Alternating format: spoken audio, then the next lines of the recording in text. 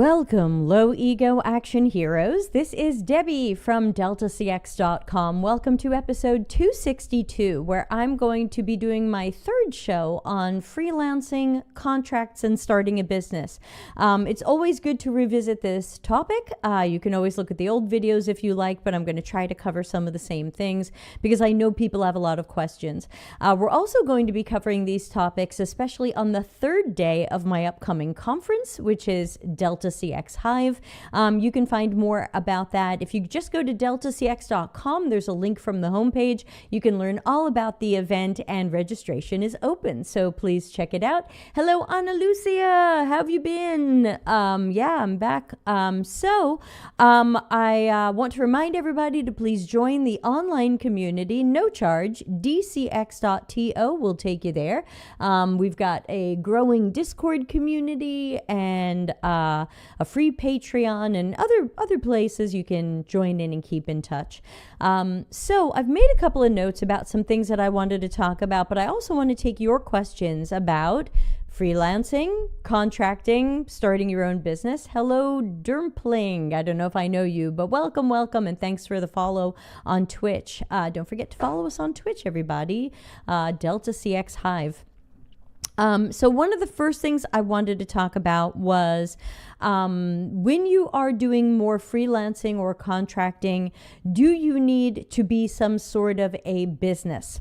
This is a question that's going to have different answers for different people, and I do recommend that you speak with a lawyer or an accountant to make sure you're making the best decision for yourself.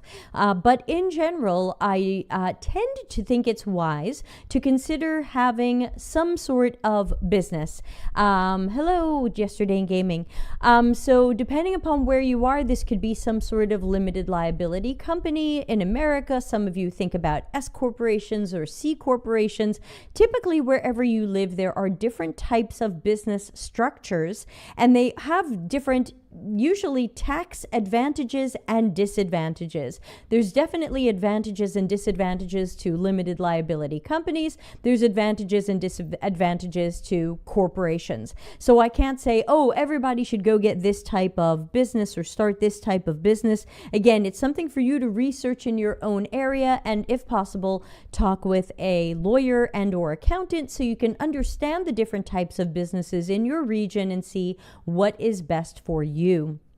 But one thing I want to get everybody thinking about is that when you have some sort of business entity, meaning a real company that you've formed and registered with wherever you are located, whatever state or country, usually at the very least, this gives you two main things. Number one, a nice separation of your personal world and your business world, which is great for separate bank accounts and separating lots of stuff. I always recommend a separate phone number so that when a call comes in, you know when it's business and when it's not. Because if you just give everyone your cell phone, when is it business and when is it not? And you'll find you're answering a lot of calls you might not have wanted to. And second, a business entity is good for liability. If you go into a business without an entity or company of some sort, and there's later some sort of problem, say you get into a fight with a client, maybe they want to sue you. Yes, it's rare, but it does happen. What can happen is if you don't have a business, if you have a business, they sue the business. If you don't have a business, they sue you as a person. And that can get messy because depending upon how that goes, you can end up exposing your personal assets, meaning maybe your car or your house or other things to this type of lawsuit. And so it can just be good to have that separation. So I happen to have a C corporation in America, and then I have a limited liability type of company in Italy.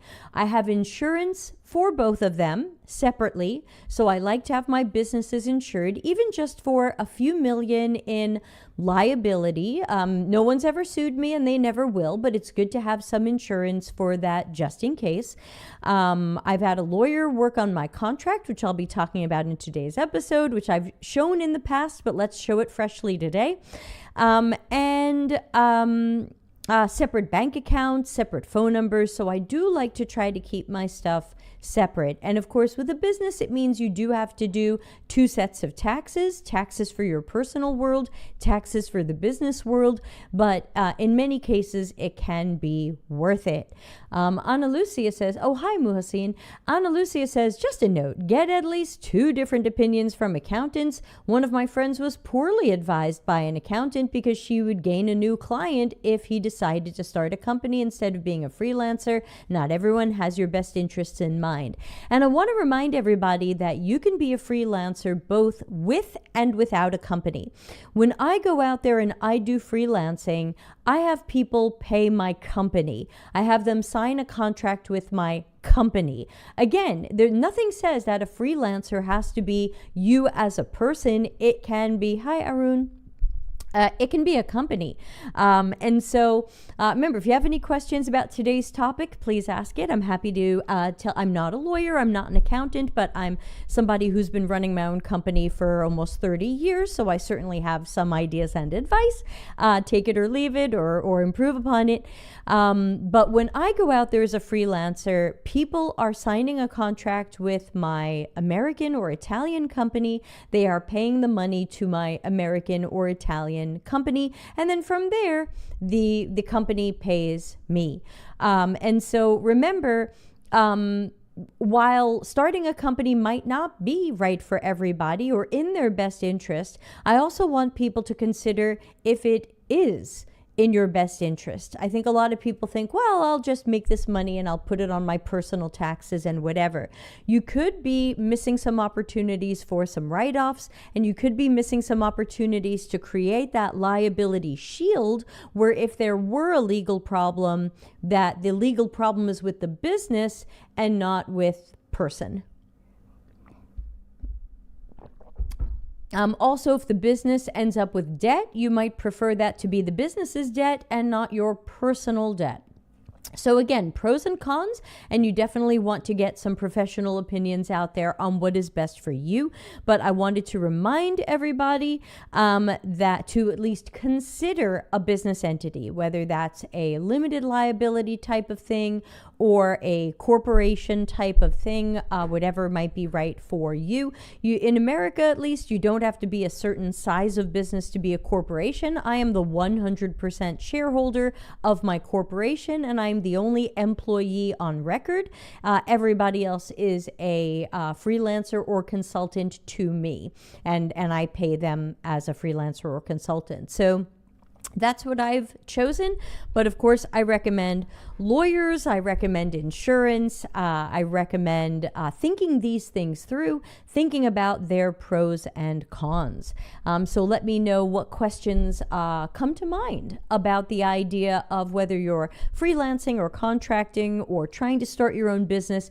Do you really need your own business entity? I tend to recommend for it, but it's going to be an individual choice. And again, I want to remind everybody that you can be a freelancer or contractor or a small business person with or without a formal company, though I tend to recommend having that formal company. Yesterday in Gaming says, I know that you have a multitude of different projects going on, books, client work, etc. Is everything done under the same business? Would there be a benefit to doing different projects under different businesses? Totally up to you. Because a lot of my work ends up kind of in the same neighborhood. So for example, yes, I'm doing UX and strategy and project work, but then I'm also doing coaching and teaching, and then I'm also doing some books, and then I'm also doing helping other people with books. Because a lot of this could fall under things like professional services and consulting, I'm doing it under the same company. I could create separate companies if I had a good reason to. In Italy, my company is related to what it does.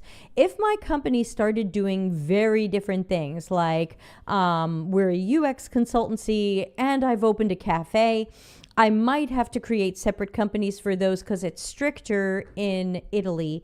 Whereas in America, they're a little bit looser with, do you need separate companies for separate things? So I tend to create different email addresses for different things. I might have different phone numbers for different things since I use a lot of voice over IP phone numbers, but I'm not opening or creating separate businesses. Every year I do 2 sets of taxes. I do my corporation and I do my personal taxes in America, and then my Italian accountant does my personal taxes in Italy and my Italian business. Ana Lucia says he had an offer from a U.S. company and he had to decide between being a freelancer or LLC. He went to an accountant. His friend followed the accountant's advice, and well, things didn't end well. He thought the advice was biased and got a second opinion.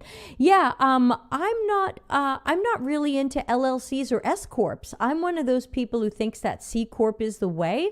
Some people think C corp, that's for big companies like Google.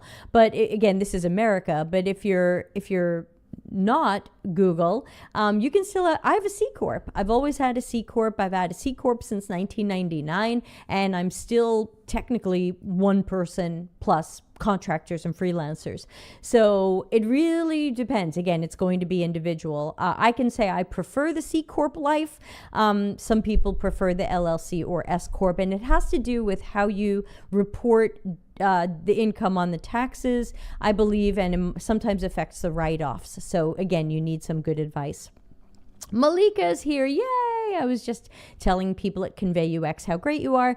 Malika says, question about contacts. Do you have a lawyer or lawyers taking care of drafting a contract for each project, or do you have a standard contract for each country?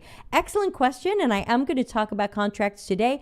I had professional business lawyers in each country draft me a standard contract. So I'm going to show you my American contract during today's show. And talk about what's in it and why. I had a similar contract drawn by an Italian lawyer, and I got a version in Italian and a version in English. I have to admit that most of my work right now goes through my American corporation, so I haven't been using the Italian one as much, and sometimes a company doesn't want my contract at all. They want to give me their contract, which means either I have to read it and understand it, or I need a lawyer who's going to read it and understand it and help me make a good decision. So I love having a standard contract that is a great boilerplate that I can just make some relatively small changes to each time I give it to a client. And again, I'm going to show it to you shortly. Dermpling says, I don't have any questions about the business aspects. I've had my own businesses in the past. All of my questions are, how do I get started after my layoff in UX/CX service design? I'm not sure we're covering that today. But I guess the question is, how do you get started doing what? If you can be a little more specific, I'll see if I can add it to our topics today. So before I talk about contracts, I've got one other topic I've written down that I want to talk about, and that is generally pricing. Now, I already have some shows that I love to refer people to. Just go to YouTube and look up Delta CX. I think it was proposals or Delta CX project management. There's a couple of great videos I'm still very happy with on how I tend to price and propose projects. But the main piece of advice I want to give everybody here is, as you shift into more freelancing or contracting or doing your own thing, you must be careful of your pricing. I remember some years ago, a guy I knew on LinkedIn had just been laid off, and I decided I wanted to hire him as a freelancer for some work that I needed done.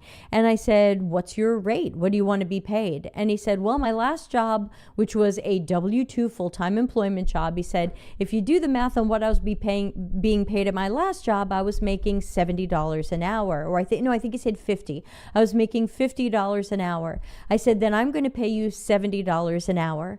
And he was like, what just happened here. And I said, you're not taking into account that you're going to have to cover your own taxes. In America, you're going to have to pay for your own health insurance. You're going to have to start paying for a whole bunch of stuff that hello, Joe, you're going to have to start paying for a bunch of stuff that you haven't thought about before. You can't just go by what your old pay rate was as a W-2, as we say in America, full-time employee, where the employer takes taxes out but gives you a lot of perks, maybe discounted or fully paid for health insurance and other things.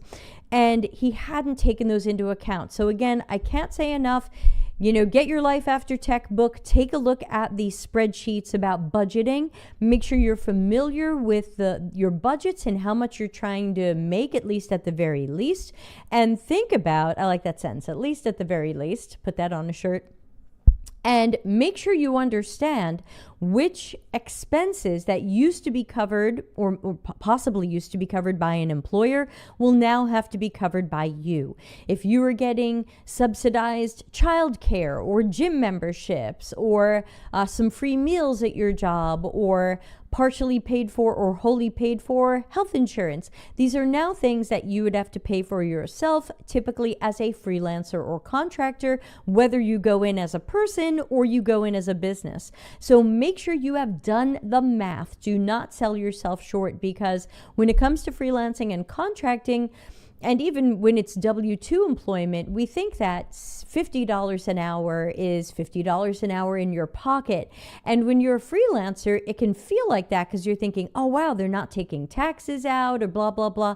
But remember, you're going to have to pay those taxes later, and you don't want to be surprised. So you want to make sure you're put aside in your checking account or savings account or business account, whatever it is, make sure you're keeping aside the taxes that you're going to have to pay, whether you pay those quarterly or half a year or once a year.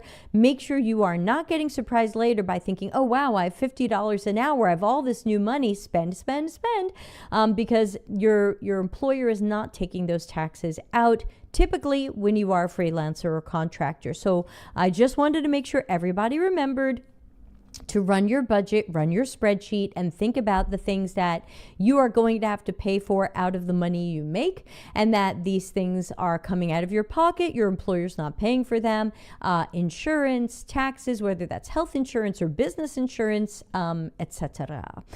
Ana Lucia says, another note, make sure to inform yourself about the taxes you need to pay. For example, in Portugal, you need to pay IRS and Social Security, and there are other expenses like yearly professional liability insurance. Yes, Ana Lucia is absolutely right. That's why I said both in America and in Italy, I am paying for liability insurance. My policy in Italy is about $400 a year. My policy in America is about $800 a year. Again, your policies may differ. I'm only carrying a few $1 million of liability, but again, I don't think anyone will ever sue me, but if they do, I have a few $1 million of liability insurance. That's usually been enough, especially when clients ask me, hey, can we see a copy of your insurance certificate? And I do have clients who ask me that. So for those of you who think I don't need a business, I don't need to get business insurance, it can sometimes help you get that job because companies want to see that you are insured so they know they don't have to insure you. That just costs more. And Ana Lucia is right. I do have to pay all kinds of things to the IRS. In America, I have to pay at the federal level and at the state level. I do pay into, so in my company, in my American company, I have my C corporation and I'm using a payroll service, doesn't matter which one, I'm using a payroll service to pay myself.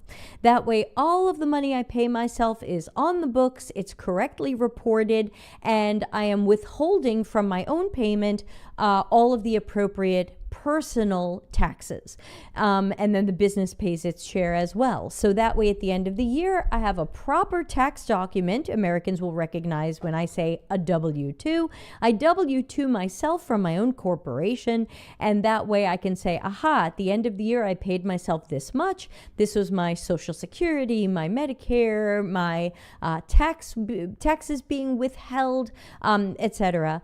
So you can do all these things even as a company of one. It's a little more effort. It costs a little bit more. So I'm paying for a payroll service. I'm paying for insurance. I'm definitely paying for stuff. But I think that these things are helping me. They're saving time. They're making sure that I'm correctly reporting these things and not being surprised later that I didn't withhold the right amount or I didn't pay a certain thing. Every quarter, I have to go into the state of Arizona's website and pay unemployment tax, which is at the state level because people who declare unemployment in Arizona pull from an Arizona fund. As an employer, I pay into that fund. So yeah, Ana Lucia says, don't forget VAT. It depends on the services you offer. You might have to pay VAT. Yeah. So remember, depending upon where you live, you might have to charge VAT. You might have to charge sales taxes in America. It really depends. That's really state by state and country by country. In America, some states charge sales tax on everything. In other states, some charge sales tax only on goods, but not on services. And we are providing services. So it really differs again, which is why you want accountants and lawyers to be your new friends and to make sure you're getting good advice. And remember, when people pay that sales tax or VAT, you don't get to put that in your pocket. You've got to turn around and give it to the government or the state or whoever it might be. So don't make the mistake of thinking, ooh, I got this money in, I've got all this money. No, this money goes back out. It is given to the state or the province or the region or the country. You do not get to hold on to VAT and sales taxes. So yes, thank you, Ana Lucia, for these great reminders. These are all true. Okay, I'm going to cross out that we talked a little bit about making sure that you price your projects or hourly rates appropriate, knowing that taxes are going to have to come out of those. Ana Lucia says, for example, if you hired me for a freelance contract, I wouldn't have to pay VAT, but I think you'd have to pay it in Italy because we're both in the EU. Yes, I believe that in the EU, and my husband does my Italian invoicing, and he's not here, but I think typically we have to charge VAT to other Italians, but not necessarily other EU countries. But he would know, he does my Italian invoicing. So yes, also good things to know. So I want to talk a little bit, or actually I want to talk a lot about contracts, because I think this is where freelancers, contractors, and small businesses mess this up the most. They think that if they have a handshake deal with someone, or we're in agreement, or they've sent me an email with some work, or I've got a WhatsApp message with some work, that's good. I'll just start working. Please, please, please don't. Contracts are very important. Do not believe that you only need a contract if it's a big deal or if you're a big company. Not true. And especially in our current age of all of the scams and bullshit that's out there, contracts are for everybody. Contracts are especially for you. I can't tell you how many of you or former members of my community have come to me privately and said, help, I'm in trouble. I'm doing a $3,000 project for somebody. I thought that was small. I thought that we were agreeing. They emailed me what they wanted. I've been doing it. And now they're making up fake reasons to hate me. And they're claiming the work isn't good, even though they've been telling me along the work isn't good. And now they're threatening to sue me to get their money back. And of course I say, what does your contract say? And they say, what contract? So we need to be very careful. Contracts are there to document what two parties who agree on something have agreed on, whatever that is. Whatever you've agreed on is what goes in there. And I also want to mention contracts for people who might not be working for pay. You may or may not be getting paid, but maybe somebody promised you a share or shares in a startup or equity from a startup, or you're going to be a co-founder of the startup, or you're going to be some sort of director of the startup. Remember, whatever anybody has promised you should be reflected in a contract. Some months ago, somebody came to me and said, hey, I'm working at this startup. I'm getting paid a little bit, and I'm also a partner in the startup. And I said, that's interesting. What does your contract say about whether or not you have voting rights and what you can do with your shares? And they said, what are you talking about? So This person had no contract. They had essentially a handshake or email deal with the other startup founder that they were going to be a partner in this business.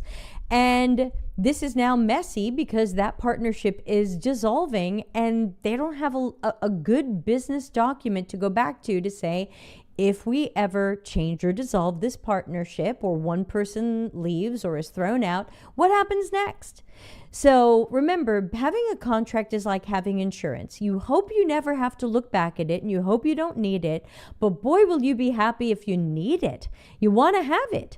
Ana Lucia says, verbal agreements can't hold up in court if you need to demand pay. Even if you have emails or WhatsApp messages, you might have trouble proving there was a contract. Hello, Nand.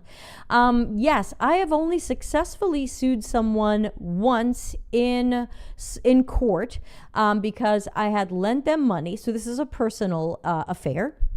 I'd lent someone almost $5,000. I had no contract. And they didn't want to pay me back, and I took them to court over it.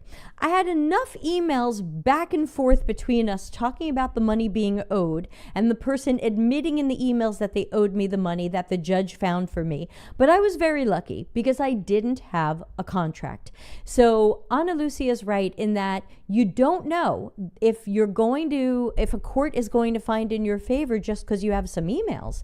It is always better to have that contract. So, I made that mistake when I lent that money to that person, and I got very lucky that I was able to get it back after going to court.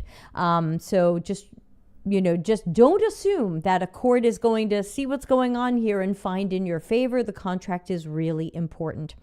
Before I show my contract, does anybody have any questions or any things they want me to cover before we go into it? Yeah, cover your ass, says Ana Lucia, and she is right. I will get my screen ready, and the type is going to be small, but what I'm going to do is I'm going to walk through my contract, which we did 4 or 5 years ago on my old channel. We're going to do it again, and I'm going to talk about some of the things that are in my contract and why they're important. So you might be wondering, can I just copy Debbie's contract exactly the way it is? My contract was written for America and the state of Arizona. If you are not in America, my contract is probably not quite right for you. You will want a lawyer to rewrite these things to be correct for where you are. If you are not in Arizona, you might need a lawyer to rewrite these things for where you are. So I don't suggest that somebody just take my contract and run with it. It might not stand up legally where you are. I can only say that my contract stands up for Arizona and America. So let's take a look at it, and I'm just going to point out some of the highlights of it. It is a long contract, but this is my boilerplate, and so you're not going to see any names or amounts of money in here, and I'm just going to talk about what you'll see in it. So first of all, we've got some definitions. What is a material?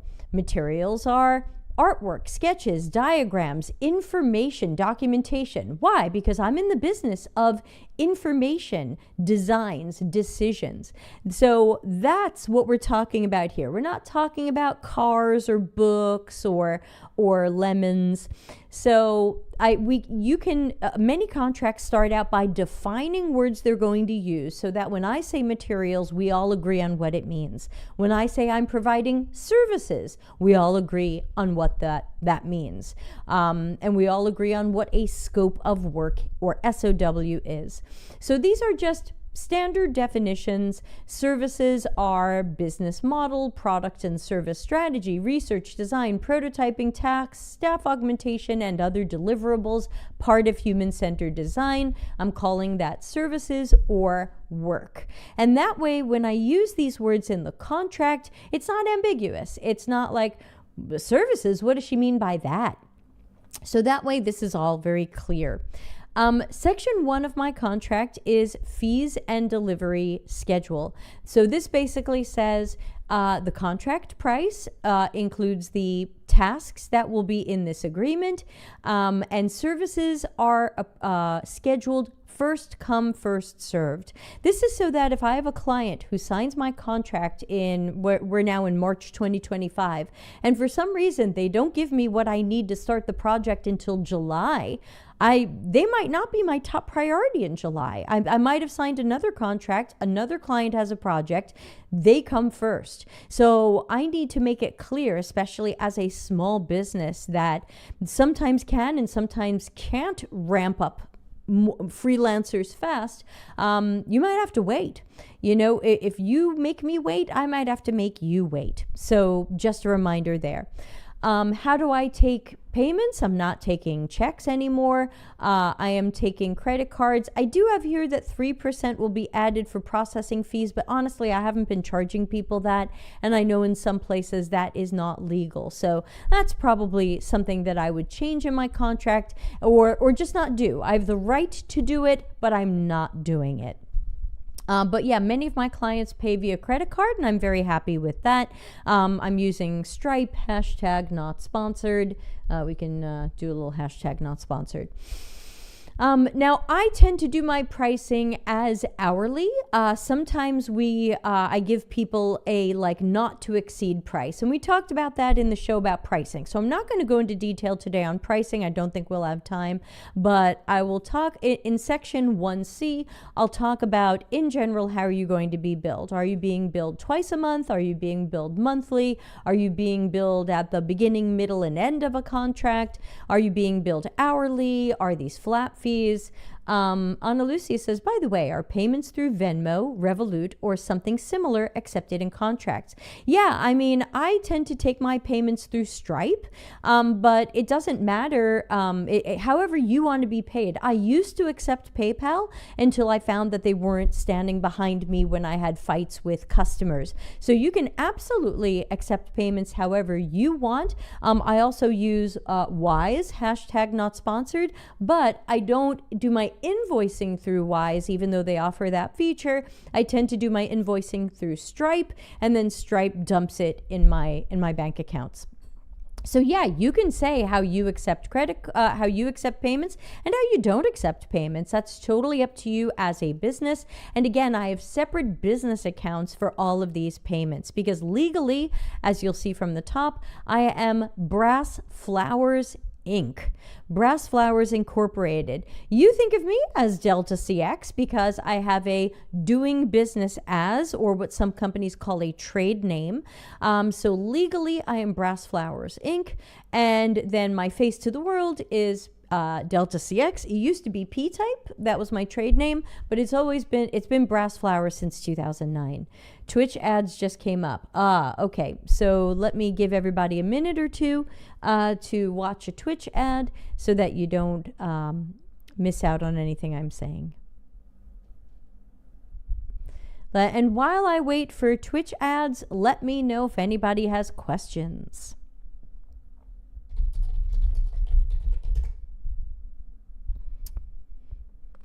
I should pull up my Twitch screen and see. Ad break ends in 1 minute. Okay. So thank you to everybody on LinkedIn and YouTube for this little pause. It's because people on Twitch are seeing an ad and I don't want them to miss content. And so we just kind of pause and just spend a little time. Hi, Will. We're talking about freelancing, contracting, and contracts. As you can see on the screen, I'm showing my own contract and we're walking through why these things are important. I'll have to switch to Firefox because of ads. Oh well, I'm not happy with Firefox either, given what they added to their terms. What did they add, Ana Lucia? I think I missed this. Okay, the ads are ending on Twitch in 14 seconds and then I'll go back to my contract. Yeah, and Chrome just broke a whole bunch of ad blockers, so that's a whole other kettle of fish. Okay, so as I was saying, 1C is basically how often you're going to be invoiced and how you're going to be invoiced and how many days you have to pay, and that's some of the details. Just cost a laugh, few minutes. Okay, great. Ask any questions you have, Will. We're here live. 1D is my little insurance policy for clients who love to be late and then expect me to still follow a deadline. Okay, so today is March 4th. Let's pretend I have a deadline of this Friday for a client, March 7th. But let's say I still haven't gotten what I need from the client to do my work. They haven't given me materials. They haven't given me decisions or documentation or whatever. I'm in a holding pattern waiting for stuff from them. Then my deadline is no longer Friday. So section 1D of my contract essentially says, if you are late, I get to be late. If you are delaying the project, I get to delay the project. If I was expecting stuff from you, and those of you who've seen my old video about how I scope projects and I show where the client is going to have to do something and has a deadline. If the client is late, you can't hold me to the same deadline. I'm going to need to be late also. Had to watch an ad of penguins drinking Red Bull. Okay. Sorry to the penguins. So it's really important to make sure of that, because I did have a client once who was wildly late on stuff and then expected me to keep the same deadlines. And I was like, oh no, not again. So now that is section 1D of my contract. Section 1E of my contract just says what my tax ID or VAT number is, and that invoices have 21-day terms except for the first payment. So usually when I'm taking a first payment from people, they do not have 3-week terms or 1-month terms. That payment is due immediately. Let's see. Section 2 is quite simple. Section 2 says, I am doing work for hire. You hired me to do work. I'm doing work. If you don't breach the contract and you pay me appropriately and on time, the work I'm doing is yours. Now that's an interesting clause to include, because think about it for a moment. If somebody doesn't pay me on time or breaches the contract, do you want them to have the work? You might have given them the work. This basically says you do not have the right to the work. You don't own the work unless and until you pay me on time and you don't breach the contract. And that way, if somebody does breach the contract or doesn't pay me, I could say, I'm sorry, but this is legally mine. I legally own all of this work and you don't have the rights to it until I'm paid. Now, again, I would have to fight that in court to either get paid or fight over the rights. But at least it's in the contract and it's a good warning shot for a really bad client. Yesterday in Gaming says the text is blurry and out of focus on my screen. Yeah, I'm not trying to show everything here because this is my contract and people are going to have different ones, but I'll try to zoom in a little. Sorry about all the things that Grammarly is underlining. So that was section 2 that we were just talking about. Is this a little bit better to see? It might end up blurry just because of bandwidth and people are on different size screens. Yeah. And again, people should be working with lawyers, but I'm telling you what you should have in your contract, and your lawyer will word it appropriately for where you are. Section 3 and 4 are standard legalese, at least in America. It just says we both have the right to make this agreement, that anything I suggest is not legal advice. I'm not a lawyer. I'm just generally advising. And that if somebody sues one of us, we're going to try to protect the other. If somebody sues the company and then tries to sue me also, the company should try to keep me out of it. So that's a hold harmless clause. These are just common legalese. There's nothing special here, but your contract should say these things. Section 5 is really, again, old school stuff. It just basically says that any in progress or completed work will be delivered. How will it be delivered? In the old days, I used to say that I was going to send you a floppy disk or a CD. Now I need to say that I'm going to give you this work, more in a more digital manner. I've also added that client consents to meetings being recorded so that I can record any and all meetings I have with the client, partially to keep a record of what they say or decisions they make, partially sometimes just for your own safety or security if you're worried about what they will say. And basically, I have a number of places in the contract where basically I say, if you change what you want from me, whether you're adding things or you're removing things or you're changing things, if it is not given written approval, I'm not doing it. And that's because very often when a client asks for a change, it's additional work. And I don't want to give that away for free. So when clients used to say, oh, I think I want a few more pages on my website, can you add a few more pages? And I would say, I can, but it's going to be, let's just make up a number, $300. Some clients would go, oh yeah, $300, that's fine. I totally agree to that. And I would say, great, here's something I want you to sign or agree to online or something, or send me an email that says, I agree to $300 for these extra web pages. And that way I have something in writing, and email usually counts as writing, that says that they agree to this. If they do not agree to it, then don't do it.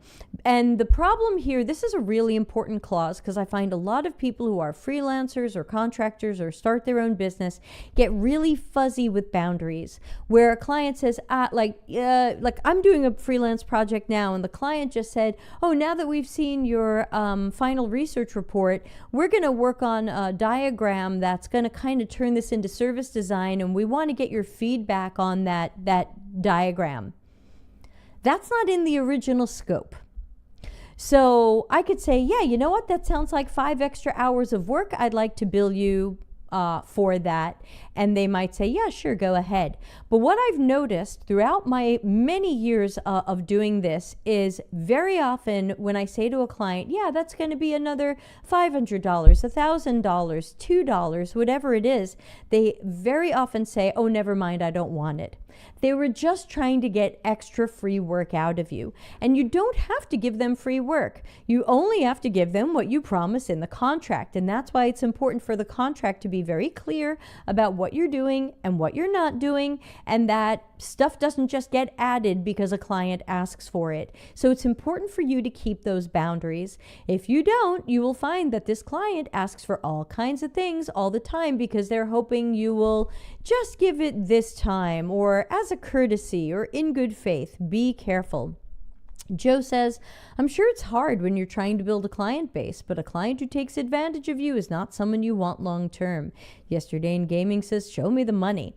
Yeah, there's nothing wrong with charging for what you do. Even if you aren't charging, you can still have a contract. You can say, I'm agreeing to do 20 hours of work for you for free.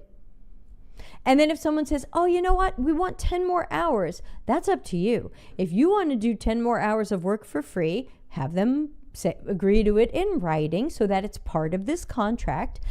Otherwise, you might say, you know, I only wanted to give you 20 hours for free. If you want 10 more hours, I would bill you this. Magically watch them no longer want it. So that's kind of 5B, and that ultimately I will deliver your work via a web server somewhere, you know, a WeTransfer, an FTP, whatever it is. Yesterday in Gaming says, like you said, it's not necessarily about the money. It's about keeping things fair and enforcing professional boundaries. Exactly. If you don't want to charge for something, I'm not going to make you, but I want to make sure that the client has agreed that that work is part of this contract. And so you want something in writing. I used to use my project management system for this, where I would say, client has requested 3 extra web pages. We're charging X for it, and it's part of our agreement dated March 4th, 2025. They would go to the project management system and say, yes, I agree to this. Now go, cool. Now I have a written record of this. Some of these are now just standard legal contract stuff. Confidentiality. My contract used to have this small paragraph about confidentiality, and I found that a lot of clients really wanted stricter and more detailed language around confidentiality. So I added Appendix A, which was my standard mutual non-disclosure agreement. I added that to my contract. So it basically says, hey, look, here's a small thing about confidentiality, but I have a whole section coming later, and that is part of the agreement. Governing law is a standard thing you'll see, especially in American contracts, but probably other ones as well. It says, what country and state, whose laws are we using? And sometimes a company will say to me, well, you're an Arizona company, I'm a New York company, change this to say New York. And I'll say, I'm an Arizona company, I can't promise to do business based on the laws of New York. I'm not set up for that. I'm set up to do business for the state of Arizona. And they'll be like, oh, okay. So that's rarely broken a deal, but I can't agree to abide by laws I don't know about in a place where I don't have a lawyer. So that one I usually don't change. Entire agreement, this is just standard legal stuff. This is our full understanding, and there's no other agreements between us outside of this. Though again, if they do add work, I will typically write something in that says this is now part of our contract. Maybe it's Appendix B of our contract. Section 9 is really important, and it has an A, a B, and a C in my document. So we're going to talk about those because you want to make sure you have these types of things in your contract as well.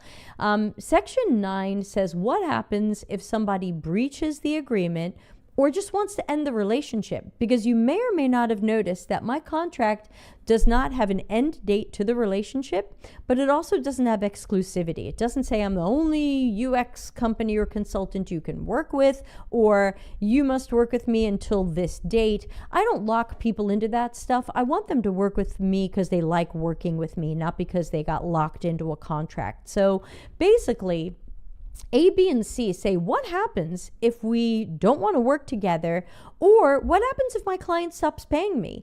I should have the right to stop working. What happens if the client cancels the project? What do I have the right to? That's where my Section 9 comes in, and this is important stuff because this stuff happens all the time. I think last year I had 2 contracts signed. Both of them paid me their first payment, and then within weeks canceled the project. So how much money did I keep, and how much money did I give back? Contract says. So for 9A, it says, if the customer is in default or breach of the contract, usually meaning they didn't pay me, or they stopped communicating with me, and even after 10 business days, 2 weeks, after I notified them of this, they still haven't fixed it, then this contract has been breached. And it says, I am entitled to all payments I have previously received, and I can invoice for any work I've done but have not yet been paid for. So hypothetically, a client who stops paying me or just disappears, I can keep the money they've paid so far. I can invoice for what I've done, and hopefully they'll pay me. And I'm not giving them a refund. And once they pay, I'll give them whatever work I've done, though no warranties. It might be half done, it might be broken, but I'll give you the work I've done up to that point. B says, if the client wants to cancel, but I haven't done anything wrong and they haven't done anything wrong, they just need to end it. Maybe their project got canceled. Maybe they decided they don't want to work with me. What if somebody wants to cancel and not because there was a problem? So Section A is there's a problem here. Section B is I just need to cancel this. So you can.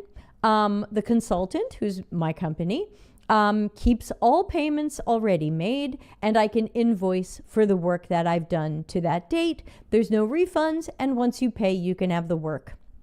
Now, what I did with the clients who paid right after the project started was one client, we worked for weeks on it and then they canceled. So I kept their first payment fully, and they didn't even ask me to give any of it back because they knew we'd been working towards it. The other client who paid a much smaller amount of money and canceled the deal within a week, they were like, can we get our money back? And I said, well, technically I don't have to give you my money back because of 9B, but I will give you 90% of your money back. And they said, okay, that's fair. So that was a choice I made, but my contract says I don't have to give them their money back. Section C is my favorite, and I haven't had to use it very much, but I'm glad it's there. And Section C says, what if I want to end the relationship with the client? What if I don't want to work for or with them anymore? Maybe they've just been awful. I've had a few clients who were absolutely awful, abusive, and technically they didn't breach the contract and they didn't end the relationship. So it's up to me to say, this is over. I can't do this anymore. So basically, I have the right to end the relationship when I want. At that point, my client gets all the work I've done to the point of cancellation without a warranty. I might be giving them a refund or a partial refund if I've collected more money than the work I've done. Or I might have the right to bill them for work I've done up to that point. So basically, especially if I don't mind giving these people a partial or full refund, I can get out of a bad relationship. And that's important to have, because sometimes these things go bad and people will say to me, oh gosh, I feel like I can't leave. What if I cancel it? And then they want to sue me, or they want their money back or whatever. That's what a contract is for. A contract says this is what we've all agreed on. Legalese. Next is my mutual non-disclosure agreement. I'm not going to go through it because it's a standard Silicon Valley mutual non-disclosure agreement, but the two things I look for in a non-disclosure agreement are, number one, how long do we have to keep each other's secrets? Some say forever, which I think is a bit long. Some say 5 years, some say 1 year, I think mine says 2 years. And the second thing I look for is it mutual? You keep my secrets, I keep your secrets. Sometimes these are not mutual. It says your client says, I'm the party who's going to be telling the secrets. You're the receiving party. You're getting the secrets. You have to keep the secrets. Okay, but secrets go both ways. So I look for a non-disclosure agreement to be mutual. You keep my secrets. I keep your secrets. That's important to me. And so I do read through these things and I do check them for that. And then usually my appendix, this has some pricing in it, but I've used all kinds of pricing. I've charged more than this, I've charged less than this. So these numbers are here as placeholders, and you can put in whatever numbers make sense for you. Also, I'm billing by hour. Some people are billing by the day. Some people are billing by the project. Some people are on retainer. So don't get caught up by what the numbers are. It's more important that the scope of work say exactly what you're doing. And that's where I paste in my proposal. So whatever was the proposal I gave, and again, go see the other video on proposals. I paste in my proposal, I describe what we're doing, and notice I have a section here for out of scope. And that is just a reminder. I've got room for some bullet points of what we're not doing. I just have to remind people about what we're not doing. I once had a client in 1998 who tried to get me to do all kinds of extra free work. And I said, no, we're not going to do this. Why would we do this? It's not in the contract. And she said, but the contract doesn't say you're not going to do this. Now, she's not really legally correct there, because the contract has to say, look, these are the things we're doing, and anything else is outside of our agreement. You can't just keep adding things endlessly because the contract doesn't say I'm not doing it.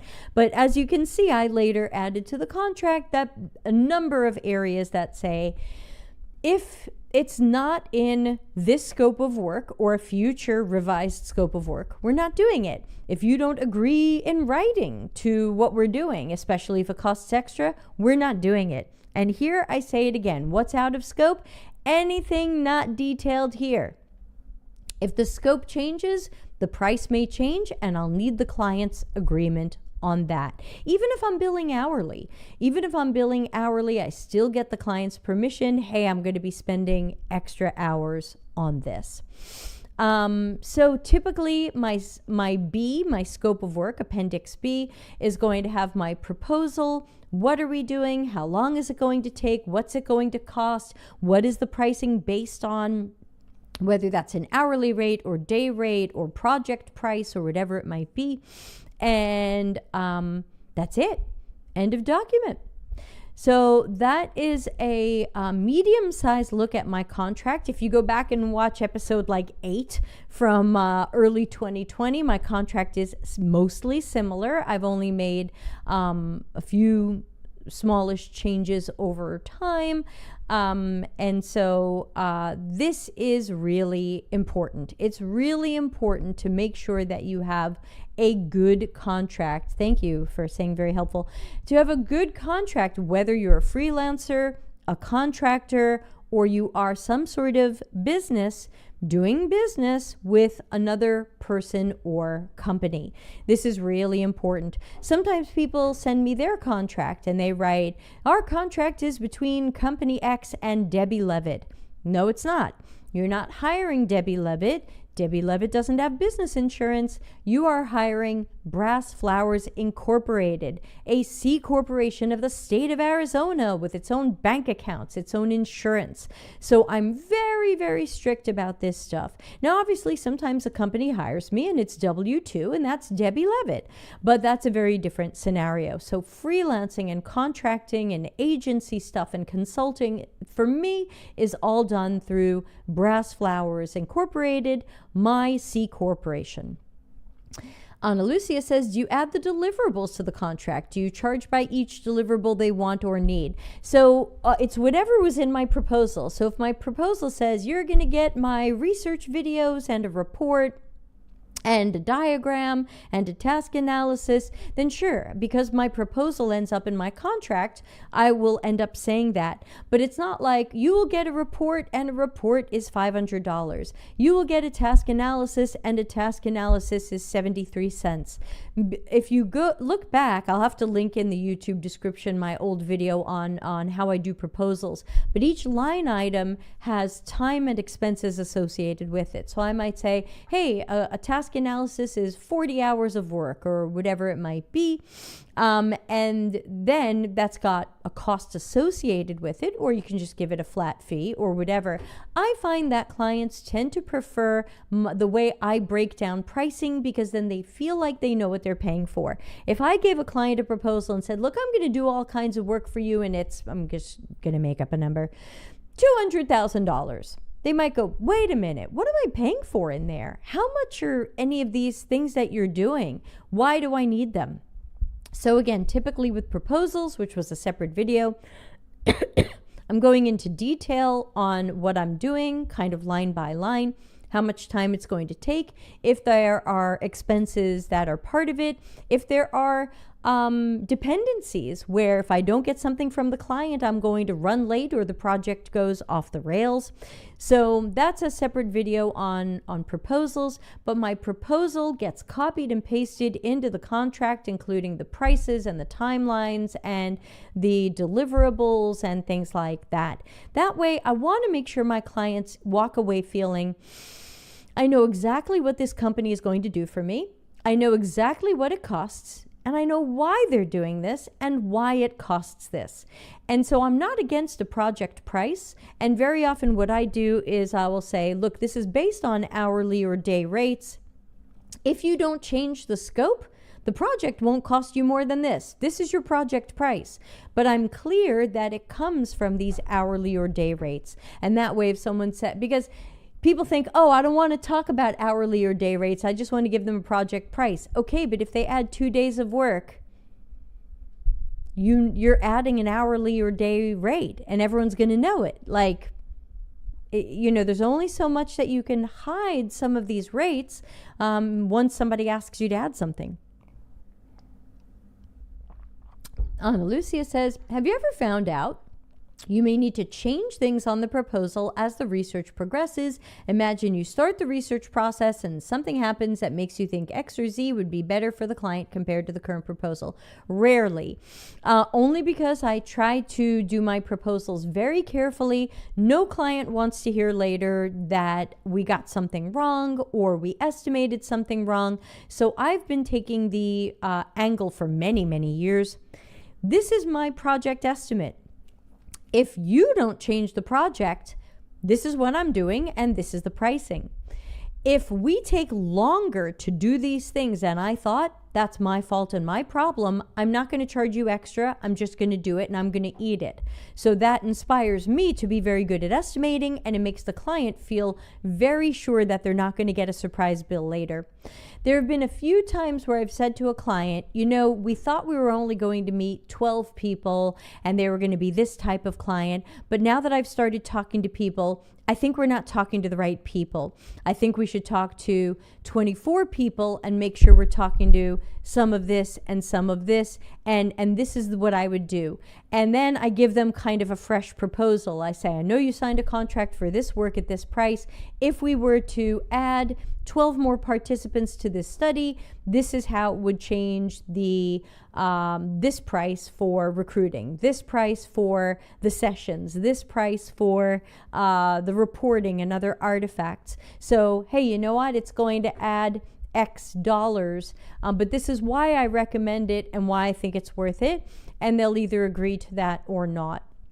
But in general, I try very, very hard to estimate carefully, to pad my estimates a little bit, so that if I am wrong, there's a little bit of room, because I am treating these prices as fixed once I come up with them. If we're going to do 12 things for the project and my project is $50,000, nobody wants to hear later, oops, I worked a little more than I thought, I need $55,000. Remember, clients budget for this stuff, especially larger companies have very strict budgets. They don't want to hear later that we got an estimate wrong. So it's better for me to say, you know, I think this is a $60,000 project, and have them agree to that, and then either charge them $60,000 or say, gee, I only ended up needing $55,000. I'll charge you for $55,000. Then you're a freaking hero. But clients do not want to hear, oh, I didn't estimate this right, I'm going to need more money. That is a great way to never get hired again.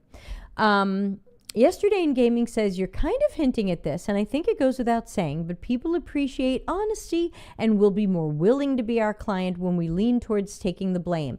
I only want to take the blame for things that are my fault. If the client later says, oh, you know what, we agreed to do 10 interviews because we were going to give you this type of customer, but now we realize we should have given you these 2 types of customers, let's double the interviews. I'm not going to take the blame for that. I made the best proposal I could based on what the client and I thought was best, based on what I knew about their audience. If they come back later and say, oops, we forgot to tell you about an audience segment, we should probably talk to these people too, then I would say, oh, okay, to add another 8, 10, 12, whatever it is, this is how much it's going to change the price to me, and you're going to need more incentive budget because we're going to pay these people to be part of this research or whatever. Or maybe it's a design thing that changes in scope. Oh, we thought we were only going to design 1 user flow, but now that we realize that there's 2 user flows, or it's 1 user flow used by two-sided marketplace. Buyers are going to see it, sellers are going to see it. We need 2 different versions, and oops, we